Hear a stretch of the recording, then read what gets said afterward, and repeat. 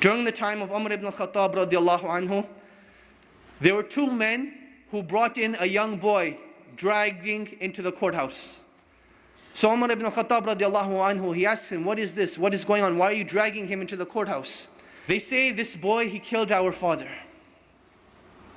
Umar ibn al-Khattab, he asks him, did you really kill their father? The boy says, yes, I did kill their father, but it was by accident. My camel, it used to tread on their property. So one day, their father took a rock and hit the camel in the eye. And I saw the camel suffering, and it made me furious and aggravated. So I took a rock and I threw it at the father. It hit him in the head and he died. So Umar ibn al-Khattab radiallahu anhu, he asks the two brothers, will you forgive this young boy for this accident? They say, no, we want qisas, we want retribution. So Umar ibn al-Khattab radiallahu anhu, he asked the young boy, do you have any last words, any last wishes, any last requests? And the young boy says, yes. My father passed away and I have a younger brother. And my father left some money behind for my younger brother. I would like 3 days to go and retrieve this wealth from a hidden place so that I can make sure my brother gets it when I die and pass away. So Umar ibn al-Khattab, he thinks this boy is making up the story. He's like, boy, what are you talking about? What wealth, what father, what young brother? The young boy, he says, trust me. Umar ibn al-Khattab, he says, okay, I will trust you, but find a guarantor for you. Someone who will guarantee that you will come back. The young boy, he looks around, there's a packed courthouse. Will someone not help me today? And everyone, as the boy's looking around, they turn their face away, they turn their faces down. No one wants to help this boy. Then from the back of the courthouse, a hand races up. Whose hand is it? Abu Dhar al-Ghifari radiallahu anhu, the noble and illustrious companion who gave da'wah to so many of the tribes. He says, I will be the guarantor of this boy. Now understand what it means to be the guarantor.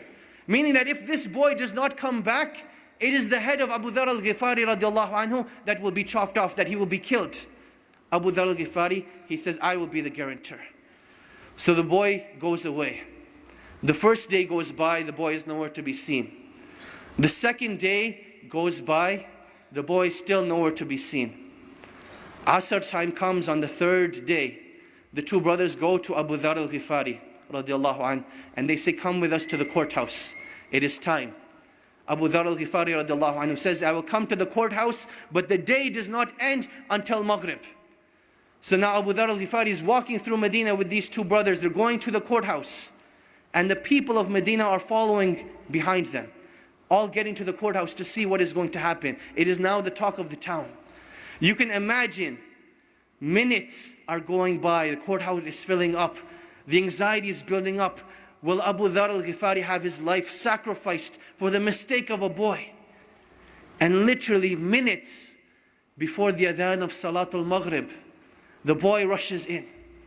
People are now shouting, they're happy, they're wondering what's going to happen, will everyone be forgiven, will everyone be happy, what's going to happen? So the boy comes in, the adhan for Maghrib hasn't gone. Umar ibn al-Khattab radiallahu anhu, he asks the boy, oh boy, why did you come back? I did not send a spy behind you, I did not send anyone to follow you. What made you come back? He said that I did not want anyone to say that a Muslim gave his word and did not fulfill it. So I came back. Umar ibn al-Khattab, he turns to Abu Dhar and he says, oh Abu Dhar, what made you want to be the guarantor of this boy? He says, I saw a Muslim in need and I did not want anyone to ever say that a Muslim was in need and no one was there to help him. So I raised my hand to be his guarantor. The two brothers, they say, when we have people like this, how can a Muslim ask for forgiveness and no one be there to forgive him? So they forgave the boy, and the boy was forgiven. This was the legacy of Islam. This was the code of conduct. This is why during the Khilaf of Umar ibn al-Khattab, they were able to reach the border of China all the way to the south of France. Because they had strong relationships with Allah. They did things with ihsan, and they lived with the code of conduct of Islam. And this is when Allah subhanahu wa ta'ala will restore the izzah of this nation and will make us once again proud of the great legacies that have been left behind, in hopes that one day we will be called a great legacy.